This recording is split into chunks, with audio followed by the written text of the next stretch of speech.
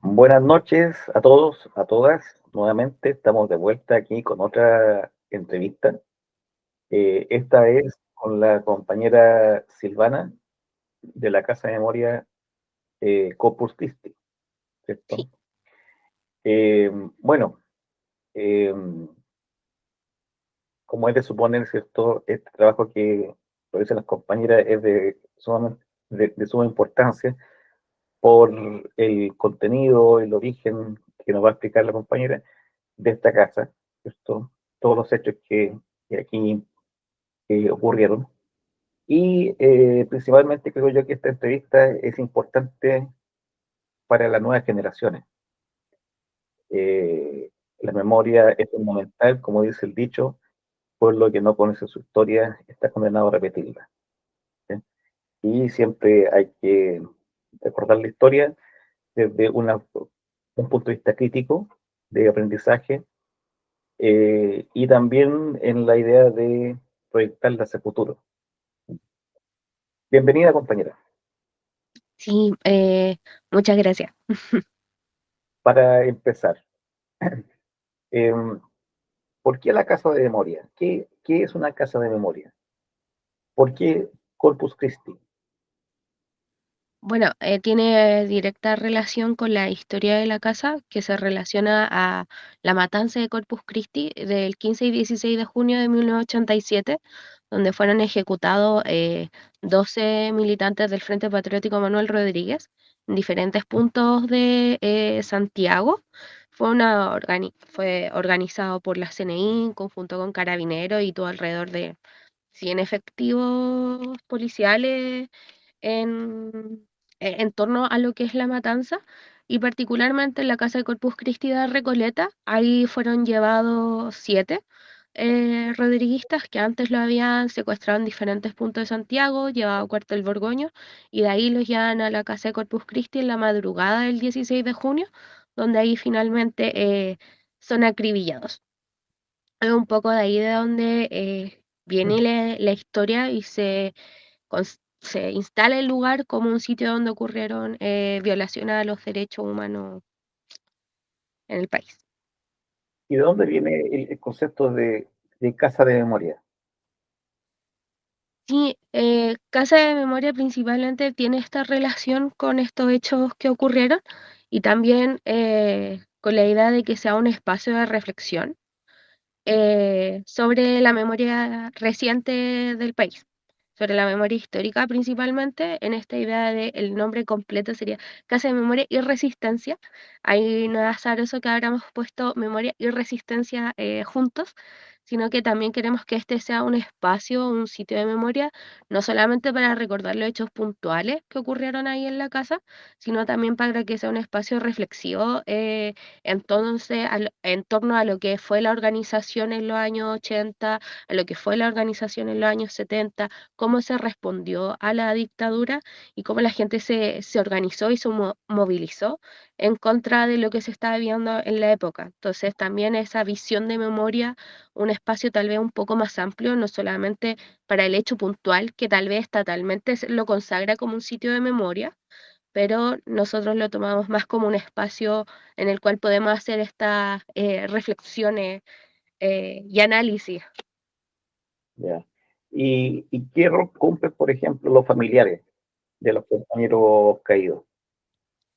Bueno, es súper interesante porque nosotros como espacio nos constituimos al alero un poco de incluso de los familiares directos de los que fueron ejecutados en Corpus Christi. Resulta que nosotros como espacio, después de el estallido social, de las diferentes asambleas territoriales, se conformó una llamada Recoleta, Reconorte, en el cual de ahí se generó toda una organización barrial entre vecinos y se identificó a la casa como un punto de memoria importante para la identidad del barrio, como idea de vecinos que vivimos constantemente, veíamos la casa. Entonces ahí es que se empieza después este proceso de recuperación y muy patudamente, me da risa, siempre lo menciono, se saltó la pandereta de la casa y se empezó a hacer uso del espacio. Así que los familiares se dan cuenta de esto, llegan y nos preguntan como, ¿ustedes quiénes son? Y la única respuesta era como gente del barrio interesada en en la memoria histórica, en lo que pasó en esta casa, y vemos este espacio como un lugar de reflexión. Entonces la relación de los familiares en un principio fue esa, fue como, ¿ustedes quiénes son? Y después hemos ido compartiendo y construyendo y ellos nos han ido contando más de la experiencia de sus familiares, y también hay diferentes organizaciones y colectivos, en eso somos un espacio súper amplio, como el colectivo de familiares de rodilleristas caídos, quienes trabajamos directamente en conjunto de la mano, a pesar de que no son familiares directos de quienes fueron ejecutados ahí, aún así todo esto bajo la bandera del frente. Entonces, esa es como un poco la cercanía que tenemos con los familiares, en lo cual cuando hablamos o llegamos a otros lugares donde nos instalamos como un espacio de memoria, los primeros que nos preguntan es como, ¿y ustedes familiares de quiénes son? En eso venimos un poco a tensionar esa lógica de que para generar estos procesos, ser parte de ellos, tienes que haber sido un familiar directo, haberte involucrado directamente, si no esto es algo que nos puede concernir y nos debe convocar a todos y a todas. O sea, el inicio de la recuperación del lugar de la casa, ¿cierto? Fue en el fondo a través de una toma, porque Sí. ustedes pensaron, qué sé yo, y se tomaron el espacio en función de recuperarla como un sitio de memoria. Sí, sí, la otra vez por esas cosas de la vida había una persona de bienes nacionales y yo le dije, bueno, hicimos uso del espacio y me dijo como hicieron una toma del espacio. Y yo, bueno, como usted lo quiera decir, pero hacemos uso del espacio, que es lo importante. No está Qué bueno. abandonado. Qué bueno. Y justamente en eso último, ¿qué relación tiene la Casa de Memoria con la institucionalidad? Eh, digamos, hay centros que fueron, hay casas que fueron centros de tortura y que están protegidas por bienes nacionales y todas esas cosas. En el caso de ustedes, ¿qué ocurre con eso? Bueno, nosotros legalmente somos reconocidos como Monumento Nacional. ¿Ya? Nos llegó de sorpresa de Navidad del año pasado, la declaratoria, la cual habían iniciado los familiares el año 2019, en esto que decía de que se produjo un paralelo, como nosotros el uso del espacio y como los familiares realizando acciones por resguardar la casa. En ese sentido, es lo único que tenemos en relación con la institucionalidad. La verdad es que somos bastante reacios a la institucionalidad, nos incomoda bastante. Sin embargo, no la rechazamos por completo porque lamentablemente entendemos de que se depende demasiado como ese espacio hacia las instituciones, a la institucionalidad en este país, más en los sitios de memoria. Entonces lo vemos como una herramienta que en algún momento la vamos a tener que utilizar, pero hasta el momento no ha sido así y seguimos en base a la autogestión. Entonces ahí tenemos como esa relación de que eh, sabemos que existe, no nos hacemos los locos, sabemos que alguna vez la vamos a tener que hacer frente, como esta idea de utilizarla como una herramienta. Por eso no la rechazamos de pleno, pero hasta el momento no tenemos mayor cercanía más que este proceso de declaratoria, que en realidad tampoco significa de que la casa no la pueden demoler. Entonces, Claro, más allá tampoco nos otorga ningún beneficio. claro. Y esa sería una diferencia con las otras casas de memoria, por ejemplo. Sí, bueno, la verdad es que las casas de memoria en el país, en general, la situación es bastante parecida. Son pocos los sitios de memorias que son financiados. El gran ejemplo es el Museo de la Memoria, que recibe fondos todos los años, pero en general no son financiados, como los sitios en general a nivel nacional. Entonces, como que más es la norma más que la La extrañeza, excepción, sino que ya. estos sitios son los financiados son los escasos.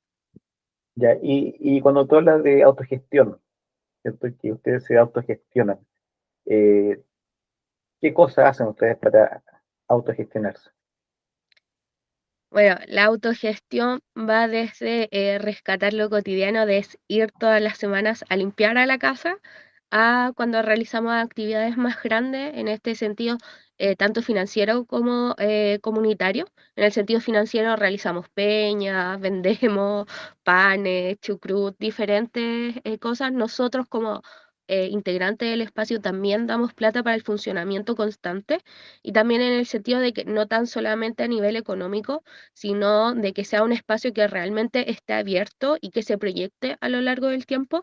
Es que realizamos diferentes actividades, tenemos una biblioteca, un huerto, eh, realizamos, además de las conmemoraciones como de Corpus Christi, para el día de la conmemoración del Día de la Mujer, hemos expuesto obras de teatro, lanzamientos de libros. Entonces intentamos que el espacio constantemente, hay una radio, que todas las semanas sea un espacio al cual al menos un día esté abierto, en el cual se pueda recurrir y sea un lugar de uso constante, no tan solamente para nosotros, sino también para las y los vecinos. En ese sentido, la autogestión va desde hasta el tiempo cotidiano que le damos, por lo menos sí o sí, hay alguien una vez a la semana. Usualmente ya vamos como en 3 días la casa abierta en las cuales se puede visitar. Además realizamos rutas de memoria, eh, visitas guiadas a diferentes, principalmente universidades, a diplomados, todos relacionados con la temática. Así que la autogestión en su amplio sentido, desde lo financiero hasta lo comunitario y más cultural, por decirlo. En algunos sitios de memoria, a la entrada hay un libro donde uno puede dejar comentarios. Eh, ¿Usted también tiene ese libro? Sí, lo tenemos, pero se nos olvida. Ahí debo decir que Vale. somos malos en esas cosas como más tradicionales. Se nos olvida un poco. Primero nos enfocamos más que cuando se visita, el colocar la fotografía de los compañeros, preparamos más otros espacios, pero sí, sí hay, aunque se nos olvide el libro de visita. Es interesante que la casa de memoria, con todo lo que ahí sucedió, eh, la matanza de los compañeros y compañeras, está abierta a la comunidad. Es muy interesante eso. Y existe la posibilidad, por ejemplo, que un colectivo barrial se pueda reunir ahí. Sí, la idea es que sea un espacio sumamente abierto, de acordadas incluso solicitudes de vecinos, vecinas o relacionados con el territorio.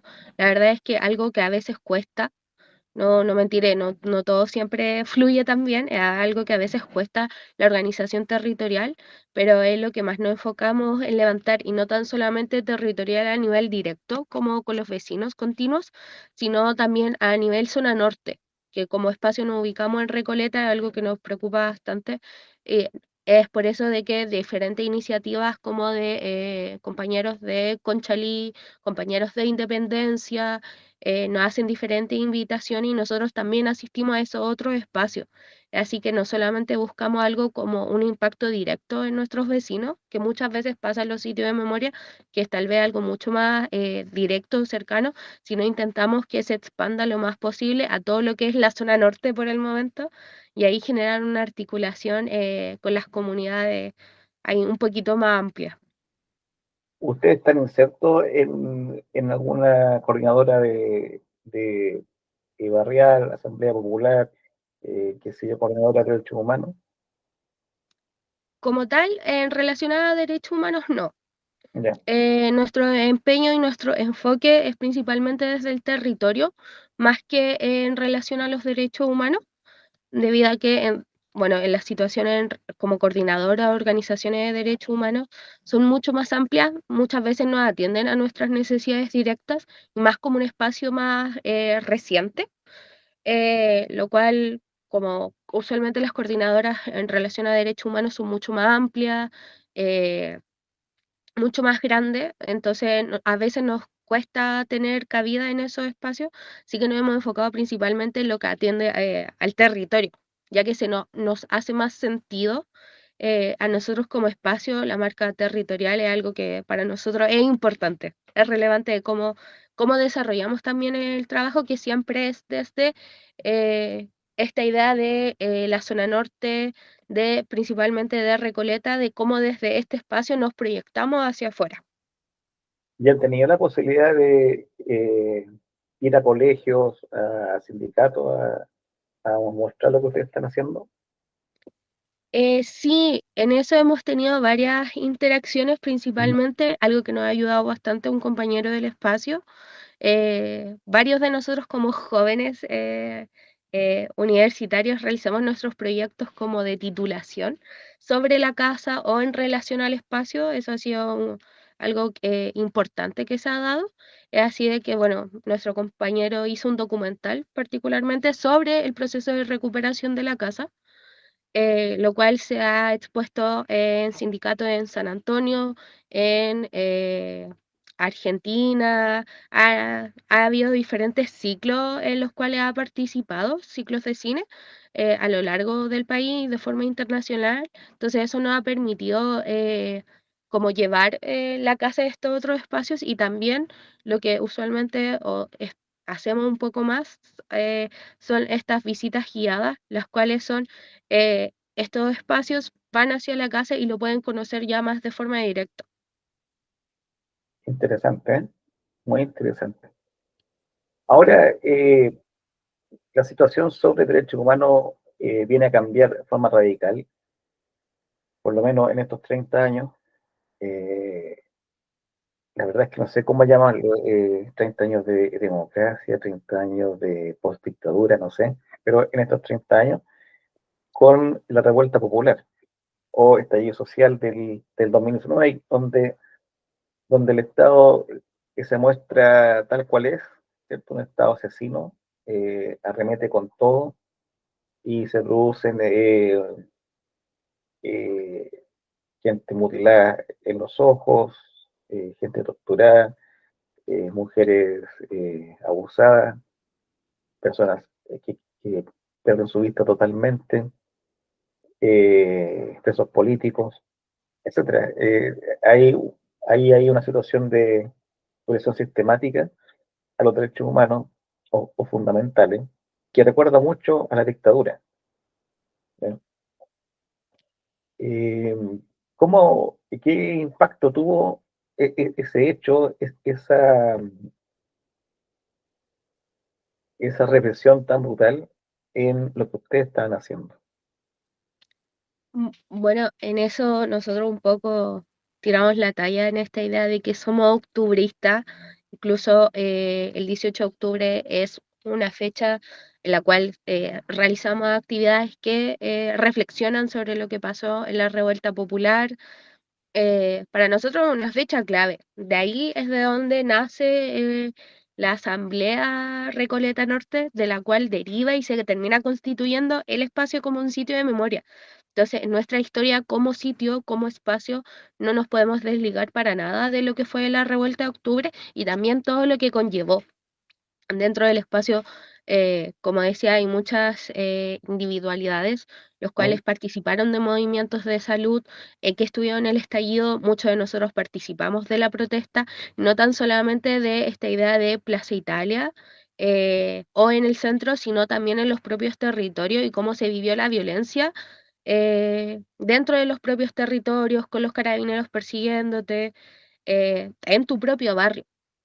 Entonces, para nosotros es fundamental de cómo nos posicionamos, aparte de esta idea del territorio, sino que al final el 18 de octubre sí marca el inicio de nuestra historia como espacio de memoria, y al final, un poco como hablábamos antes, toda la represión que llevó, que el nivel de represión aumentó a tal punto que ya se normalizó total el abuso y la violencia por parte de los carabineros, las Fuerzas Armadas, lo cual lo podemos ver que la ley Nain Retamal, una de sus principales como víctimas, lo que ha hecho han sido personas, por ejemplo, de la zona norte, los dos cabros de Independencia, que eran hermanos, los cuales fueron asesinados por carabineros y quedó impunemente.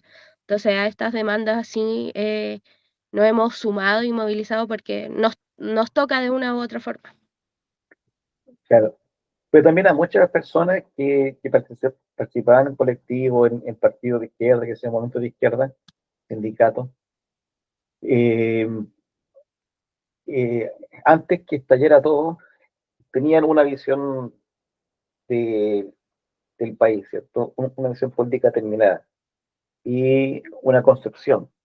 Pero cuando se produce el estallido con la masividad de las protestas, gente en la calle, barricadas por todos lados, a muchos lo que habían pensado se les cayó o se modificó o hubo muchos elementos que simplemente no habían considerado.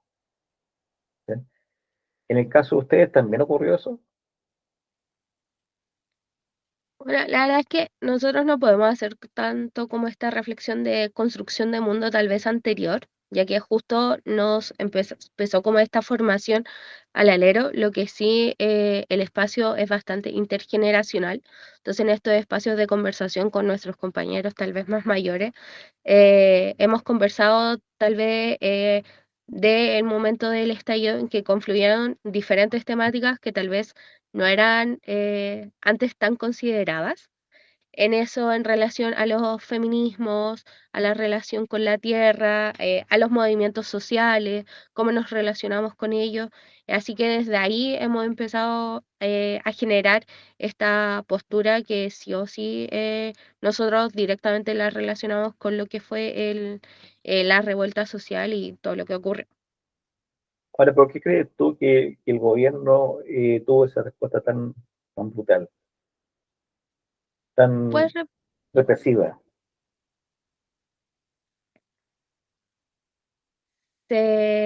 cuando se piden cambios, cambios reales, que ese es el tema, siempre se va a intentar mantener, no sabría decir si el status quo, pero se va a intentar mantener lo más que se pueda como está, porque realmente no les conviene ni les beneficia para nada cambiar algo. Ya. ¿Crees tú que la revuelta social, la revuelta popular, al final de cuentas le dio la razón a los compañeros que cayeron en Corpus Christi, con todo lo que ellos planteaban muchos años antes, ¿cierto?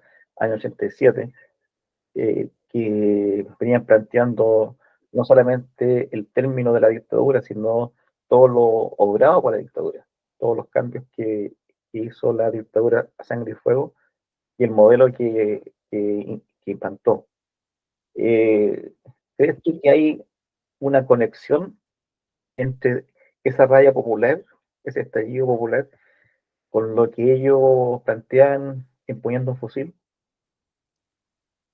Sí, totalmente. Nosotros podemos hacer el link en esa experiencia para empezar como la organización en sí, los postulados en torno a la dignidad, o sea, la frase tan mítica de como la dignidad tan alta como la cordillera, ¿Sí? que en el estallido la Plaza Italia se transformara en Plaza Dignidad, algo tan básico.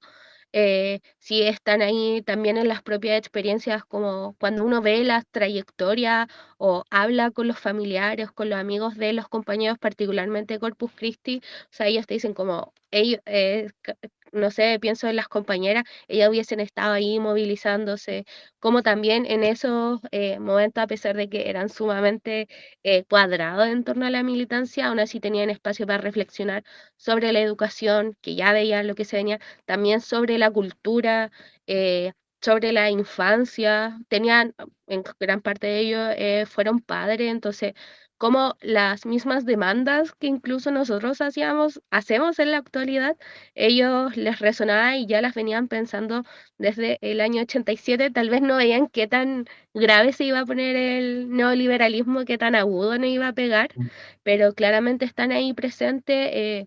Cada una de ellas, ya como muy anecdótico, una de las compañeras, Elizabeth, sus amigas siempre nos cuentan de que le encantaba, hablaba mucho de que pucha que era difícil ser mujer en estos contextos sumamente machistas, cómo ella postergó la maternidad al final nunca pudo ser madre por la dictadura, pero de que, aparte por la dictadura, por la pobreza también en la que se veían marcadas. Entonces, cómo eso ahora nos afecta en la actualidad, muchas mujeres toman las mismas decisiones, pero y con todas las limitancias que ahora es el modelo neoliberal.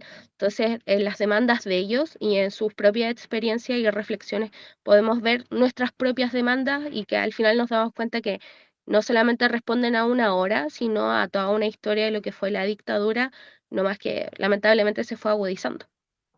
O sea, al final de cuentas, eh, el país no cambió mucho, porque esencialmente se mantiene el mismo régimen, el mismo modelo económico, político, institucional, todo.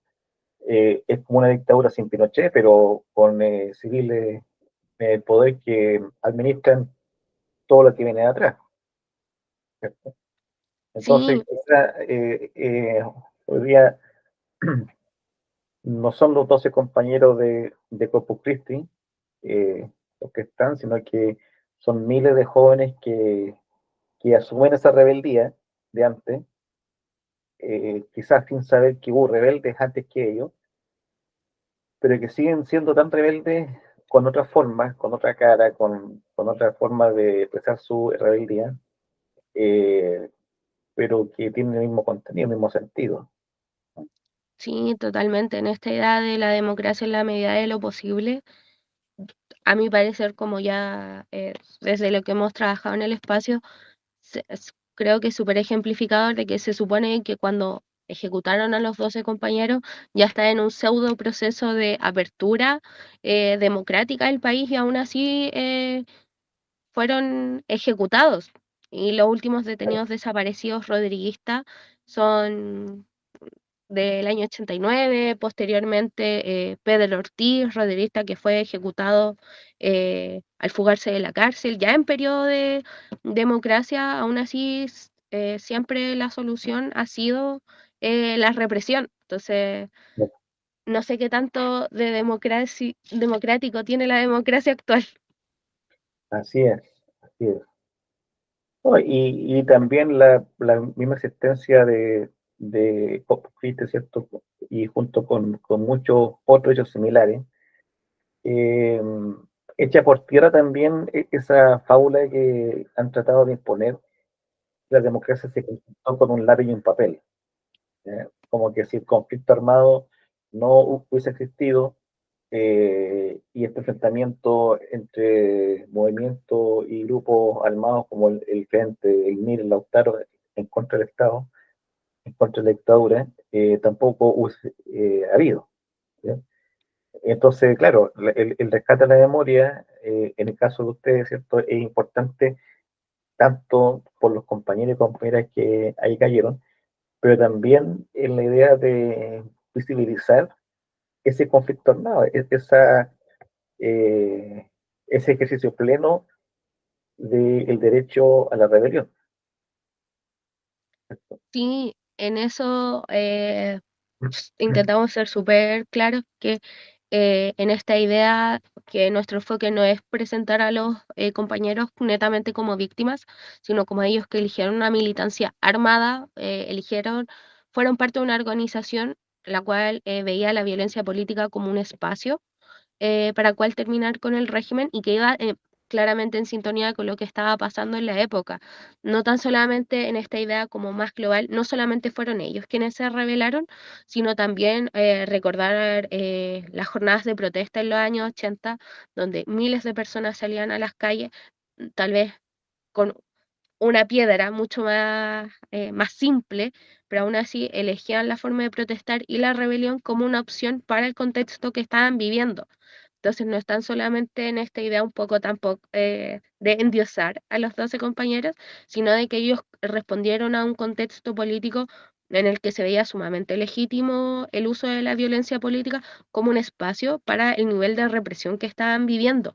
Y también esto de relevar estos espacios como las jornadas de protesta, como las movilizaciones sociales, también fueron súper importantes que esto de que se terminó con un lápiz y un papel es imposible. No, si hubiese sido así, nunca hubiese terminado la dictadura, sino de que fueron todas estas acciones y movilizaciones de diferentes grupos, organizaciones y de la sociedad que dijo ya, ya basta. Claro. Ay, aparte de que es bien curioso porque si se produjera un primer acuerdo, en el sentido de reconocer que el modelo dejado por Pinochet en todos los ámbitos sigue siendo el mismo de hoy día, y hoy día más perfeccionado, más inteligentemente represivo. Eh, pero sí es el mismo, es curioso que algunos vean como romántico la rebelión en dictadura y condenen la rebelión hoy en día, siendo que es el mismo modelo. Es increíble. Entonces, hay unos que condenan las barricadas hoy en día y aprueban todas las leyes más represivas que pueda haber, cuando las barricadas que hoy se hacen, ¿cierto? Son eh, las mismas barricadas que se hacían en dictadura, en base a los mismos derechos. Por ejemplo, hace poco yo leía un petitorio de estudiantes secundarios, ¿eh? Implementación, una elección más democrática, en fin, todo. Y resulta que eso lo planteamos nosotros cuando éramos secundarios en tiempo de la dictadura, año, año 83, 84, 85. Era el mismo petitorio, ¿eh? No ha cambiado una coma. ¿Ya? La elección de mercado, en contra que se privatizara, etcétera, la cosa autoritaria, en fin, es prácticamente lo mismo. Entonces, hoy día yo cuando veo los chiquillos secundarios marchar y protestar por sus justas demandas, veo también a los secundarios en los 80. Es, es exactamente lo mismo. Quizás los uniformes cambiaron, ¿ya? Antes los uniformes eran igual en todos los colegios. Ahora cada colegio tiene su cosa diferente. Pero es un cambio totalmente aparente. Sí, totalmente.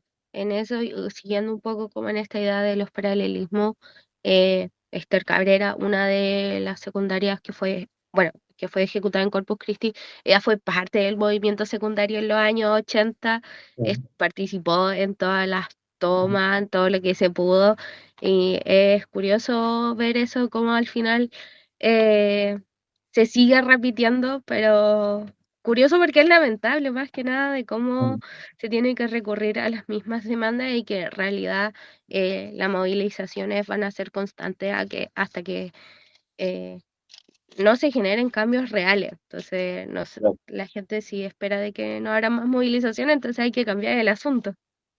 Sí, no, y aparte que los pingüinos siempre han sido rebeldes. ¿Sí?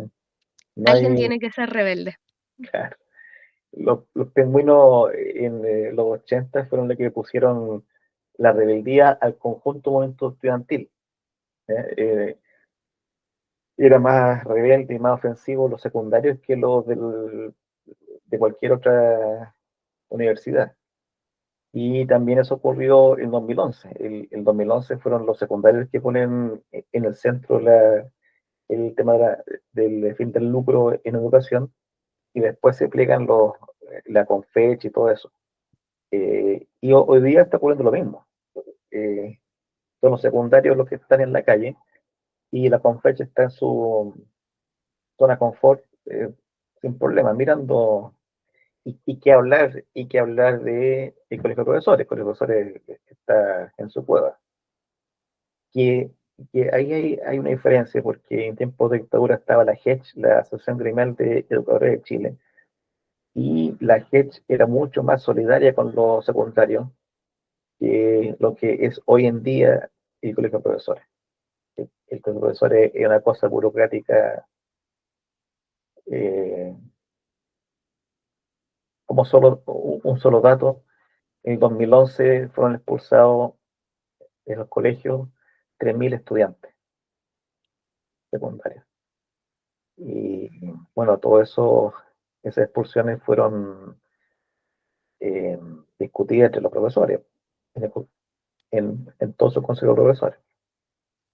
Yo hasta ahora estoy esperando que el colegio de profesores levante la bandera de incorporarlo, pero no, ya pasó la vieja, digamos. Eh, Ahora, volviendo al, al tema de los derechos humanos. Eh, Más allá de la memoria, ante todos estos antecedentes que ya hemos discutido, más todo lo que ocurre en la Araucanía, ¿cierto? Con testigos sin rostro, montaje contra los compañeros mapuche. Hoy día existen 136 presos políticos, si no un poco más, 140 por ahí. Y y con todo lo que eso que ha ocurrido, ¿cierto? Más las 58 leyes promulgadas por Boris, que es motivo de orgullo para él, haber aprobado tantas leyes represivas, eh, junto con la ley antiterrorista y haber creado el Ministerio de Seguridad Pública, que es como la CNI en democracia. No, no es más que eso. Eh, ¿Cómo afecta la concepción que ustedes tienen? ¿Cómo, ¿Qué explicación tienen ustedes ante esa ofensiva represiva? Ya no solamente desde el punto de vista práctico, los pacos en la calle golpeando a las personas, sino desde el punto de vista jurídico. Bueno, en eso hay una institucionalización de en torno a las violaciones a los derechos humanos. Llegó a un punto en que se traspasó tanto el límite, como lo pudimos ver en el estallido, de ¿No? forma muy grande, muy desbordada, eh, la cual hizo que fuera demasiado visible, que no quedó otra forma de generar toda una institucionalización eh, para generar esta represión en torno a represión y violación a los derechos humanos. Así de que, a nuestro parecer, hoy día es mucho más difícil, tal vez, llevar las banderas en torno a los derechos humanos que antes, eh, ya que además en el discurso público está muy naturalizado, también en la gente, en la sociedad, en torno a como ningunear, agarrar como si los derechos humanos fueran algo tan maniable y algo que en varias ocasiones, incluso en el cotidiano, uno se encuentra gente los cuales señalan como no, sabéis que los derechos humanos como poco menos se deberían acabar.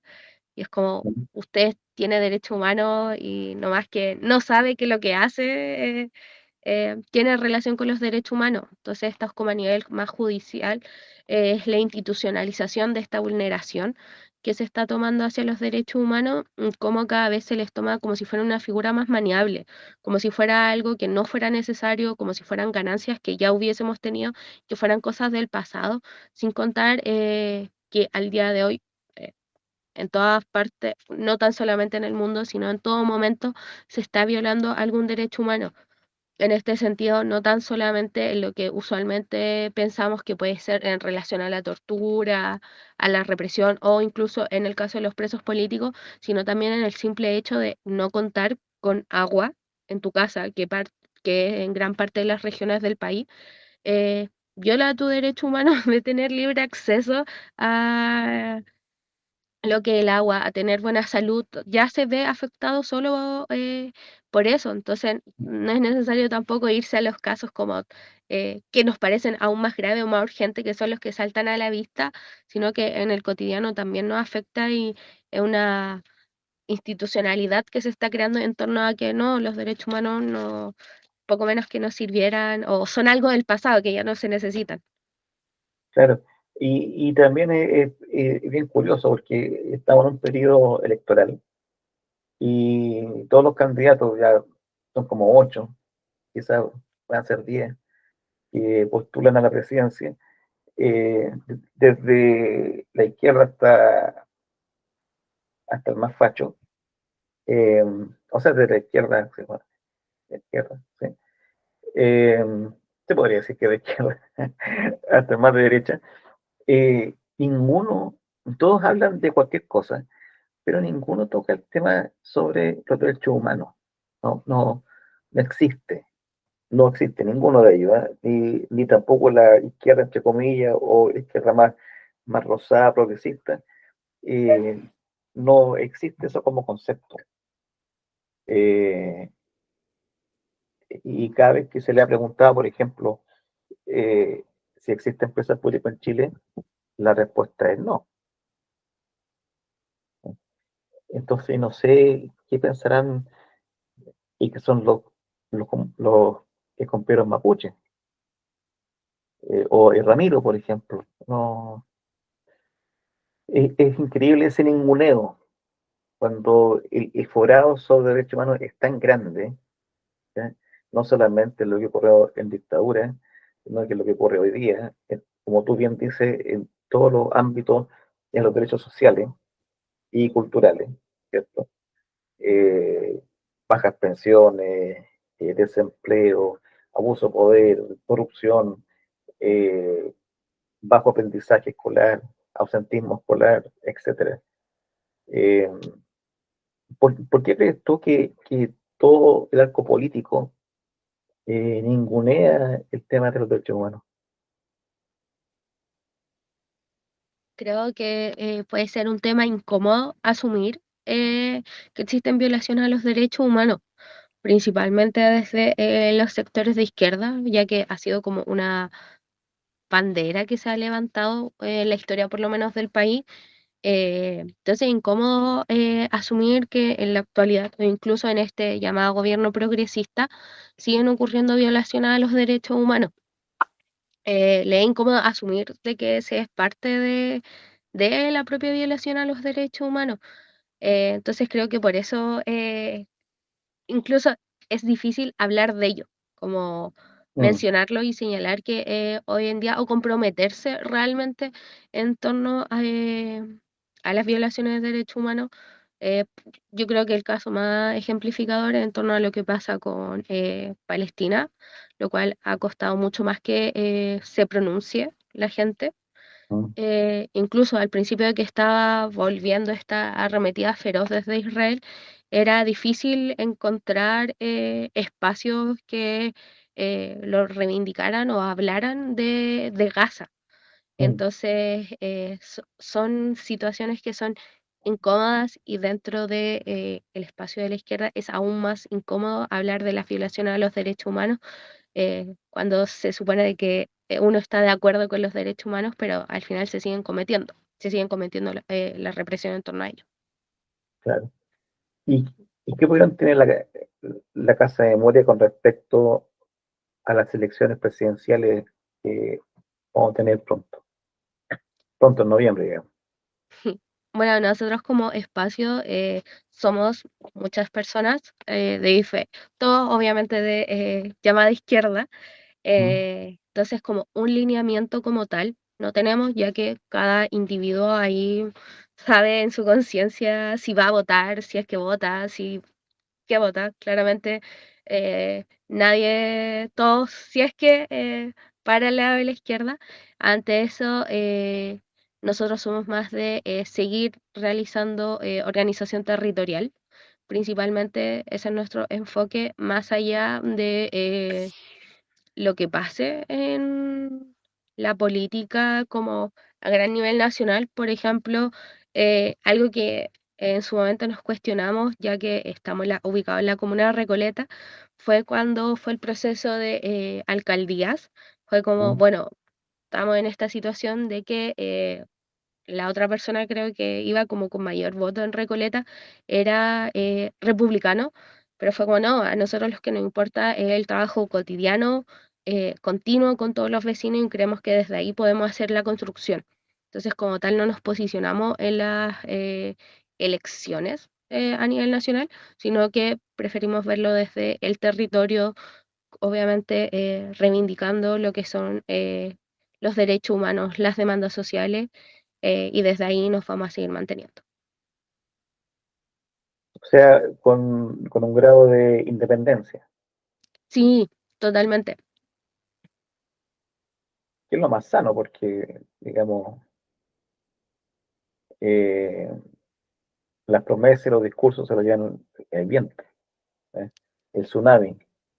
Sí, y a veces por la boca muere el pez y eh, a veces no hemos dado cuenta que no es necesario tener opinión de todo, que tenemos nuestra postura clara, firme y que es única nuestro norte del trabajo territorial, cotidiano, eh, como consigna tal vez, que creo que puede ser como lo máximo de acercamiento, eh, creemos que es importante, como todos los años intentamos de acuñar alguna como consigna que sea nuestro concepto que nos lleve a diferentes actividades. Una de este año es el antifascismo. Entonces, ese siempre va a ser nuestro norte fijo y claro. El antifascismo. ¿Y cómo ustedes entienden el antifascismo? Gran pregunta. Bueno, el antifascismo siempre en contra de estos postulados fascistoides que están en contra de la migración, contra la pobreza, contra las mujeres. A eso un poco hacerle frente, que son tal vez incluso los discursos más cotidianos que nosotros podemos observar alrededor de nuestros espacios, tanto personales como en la propia casa. También constantemente en la casa, lamentablemente, recibimos algunos ataques de carácter fascistoides. ¿Ya?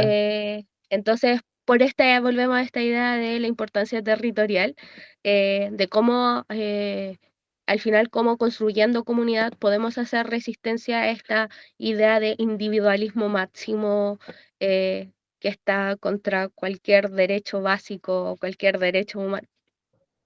¿Ya? Ahora, el fascismo tendrá que ver con este Estado que, la verdad, yo lo veo como un Estado contrainsurgente, ¿no? que, que la clase dominante desde arriba, ¿cierto? Desarrolla todas las posibilidades, todos los mecanismos, tácticas y estrategias para que el pueblo eh, no se organice, no tome conciencia, y eso aquí, aunque o en cualquier parte, ¿cierto? Son tácticas contrainsurgentes, ¿no? Dividir y todo eso. ¿No tendrá alguna relación eso? Porque, Sí, porque esas mismas tácticas contrainsurgentes son desarrolladas tanto por un gobierno de derecha como por un gobierno progresista. Es decir, sin ir más lejos, Bachelet en el primer gobierno envió 200 militares a ser entrenados en la Escuela de Panamá, ¿ya? Y el tratado o el vínculo entre Chile, las Fuerzas Armadas y la Escuela de Panamá sigue estando vigente. Entonces, la contrainsurgencia es transversal, ¿cierto?, a los gobiernos sin importar el color político. sí, lamentablemente es algo transversal y un poco en esta idea como de la incomodidad de hablar en torno a la violación a los derechos humanos, eh, se ha vuelto esta idea de que el fascismo un poco menos es algo aceptado ¿No? eh, y que un poco casi hay que responder a como un poco detener el avance, pero nunca se va a la idea de destruir el fascismo, en esta idea de hay que combatir el fascismo constantemente. Entonces, un poco desde ahí que nos posicionamos y en esto de eh, el cotidiano de tampoco dejar que estas ideas fascistoides, que en general, como mencionas de la contrainsurgencia, calen dentro de las personas. No es algo tan cotidiano como que las personas, ir un poco como predicando la palabra de que es bueno organizarse, es necesario, no tan solamente bueno, es necesario generar organizaciones que vean por el bien común, algo que ya lo podemos ver transversal y lo tomamos como uno de nuestros nortes. Y también es raro porque eh, hace algún tiempo la UDI era la imagen de partido fascista. Y resulta que después se funda el Partido Republicano y el Partido Republicano fue como la imagen el fascismo y la UDI pasó a ser un partido democrático. Pero y ahí todos los dardos iban en contra de Kast por, por facho, y resulta que después apareció Kaiser y ya Kast no es facho como tal, sino que es Kaiser, y Kast ya una monja de claustro, y la UDI, no sé, una abuelita, ¿eh? Tierna. ¿Eh? En circunstancias que todos son fachos, po. Todos son la misma cosa nomás. UDI, Republicano, RN, Evópoli, eh, el Partido de la Gente, cualquiera de esas son expresiones de la del mismo cuero nomás.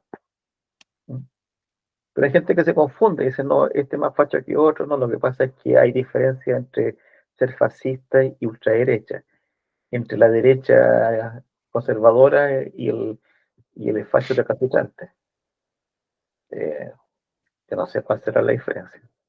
Sí, en esto que hablábamos como de que se ha normalizado totalmente el giro hacia la extrema derecha, en que cada vez sale alguien diciendo algo más horrible o con propuestas más horribles, dice no, pero él es más moderado que él, que Bueno, viene, el anterior es más moderado que el que va a decir algo horrible después, entonces en esta idea de que también igual terminan calando estos discursos en la gente y comienza en un bucle de antimigrante, antiderechos de cualquier persona.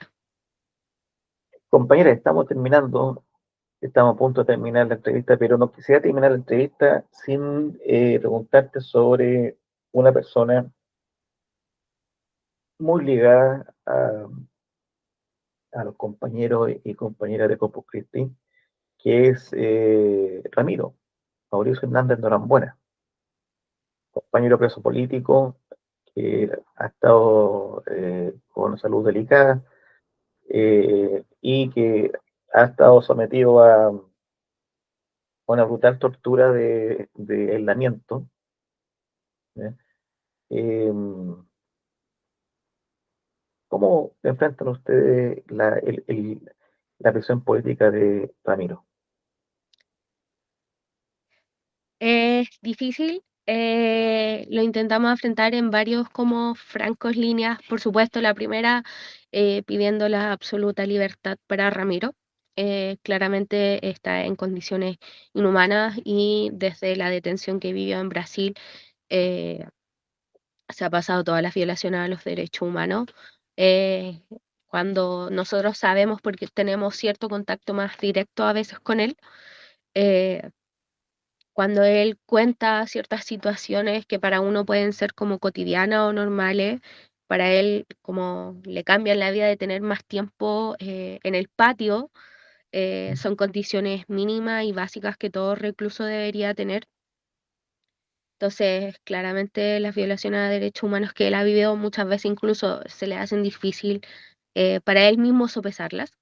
En este sentido, siempre pidiendo su libertad.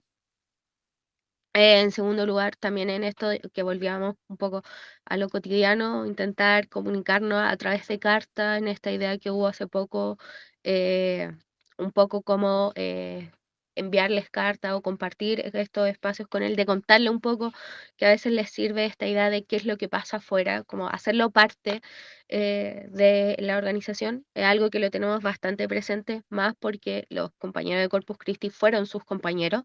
En esto intentamos en cada actividad, en cada momento, tener a Ramiro presente, también escribir un poco con él y apoyar en todo lo que podamos en cada organización o principalmente en los territorios, como cada lucatón o actividad que se hace por Ramiro, estar presentes de ahí de alguna forma. Esos por lo menos son nuestras líneas constantes. ¿Y tú crees que este ensañamiento de parte del Estado de Chile, y también antes, ¿cierto?, de parte del Estado gobierno brasileño, es por lo que hizo Ramiro o por lo que representa Ramiro? Es por lo que representa a Ramiro. Eh, en esta idea de lo incómodo que a veces hablar muchas cosas se hace mucho más útil que Ramiro esté en la cárcel antes que esté afuera y se pueda convertir como un cierto referente en torno a lo que es la lucha social y claramente hay un sector del país que le incomodaría demasiado la libertad de Ramiro, por eso de que se le siga manteniendo en la cárcel y en tales condiciones en las cuales tampoco se puede comunicar hacia afuera, que eso es muy relevante, eh, ya que las pocas entrevistas que ha logrado dar han causado todo un revuelo hacia afuera, todo un revuelo mediático, lo cual después terminó endureciendo las medidas sin mayor motivo más que incluso la censura. Así es. Bueno, esperemos que la salud del compañero eh, sea mejor y que se conquisten los derechos más elementales que le cabe a cualquier preso. ¿Sí? Y que una vez por todas este Estado chileno, este gobierno chileno, deje de aplicar tortura y un régimen prácticamente de exterminio contra el compañero. Y obviamente que recupere su libertad.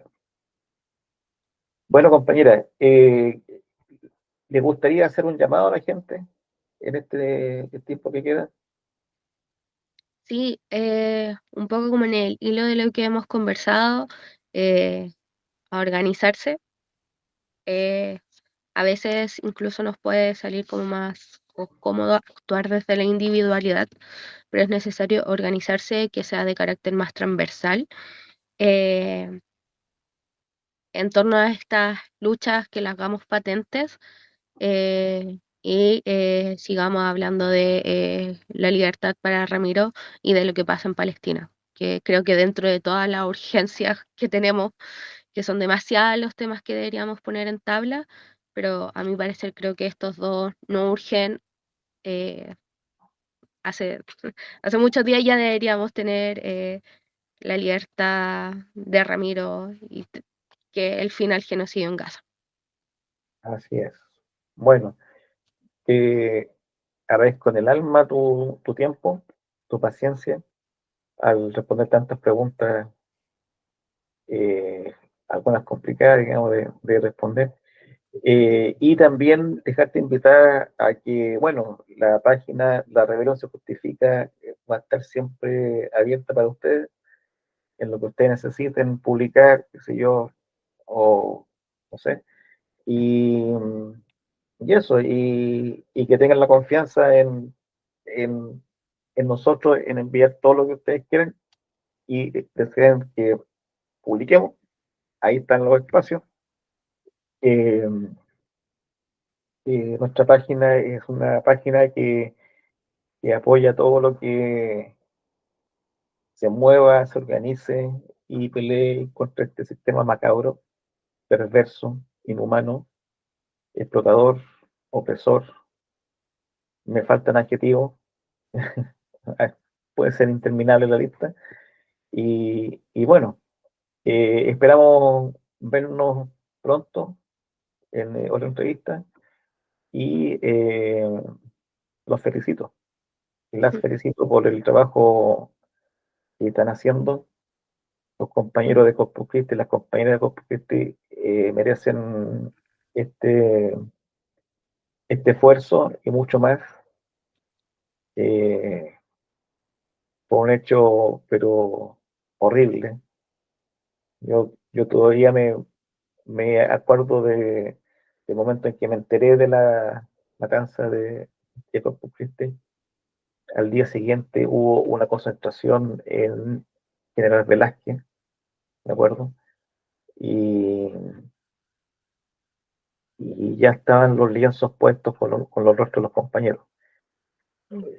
Fue horrible. Y ahí hay un personaje siniestro que ha pasado colado, ¿cierto? Que no es eh, Álvaro Corbalán, bueno, ese está encarcelado, pero el que ha pasado colado es un sujeto horripilante, siniestro, que es Pablo Honorato, el periodista exclusivo de la CNI, y que está en todos los operativos.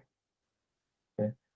Y él era el que informaba sobre los operativos y él estuvo también en la matanza de Corpus Christi. Él estuvo ahí. Y hay fotos de él reporteando y al lado los asesinos, la CNI y Corbalán también al lado. Y ese sujeto ahora está en su casa y merece toda la funa habida y por haber. Eh, Era él y otro periodista que se llama Claudio Sánchez, el, que era del 13, del canal católico, y Honorato era de TVN, hoy en día del canal 7 en ese entonces. Eran los dos periodistas predilectos de la CNI. Así que bueno, eh, mucho cariño, un gran abrazo, y le voy a pedir, eso sí, que el documental que hizo el compañero con respecto a la Casa de Memoria, si es que me lo puede mandar para anexarlo a esta entrevista y digamos que la gente lo pueda ver.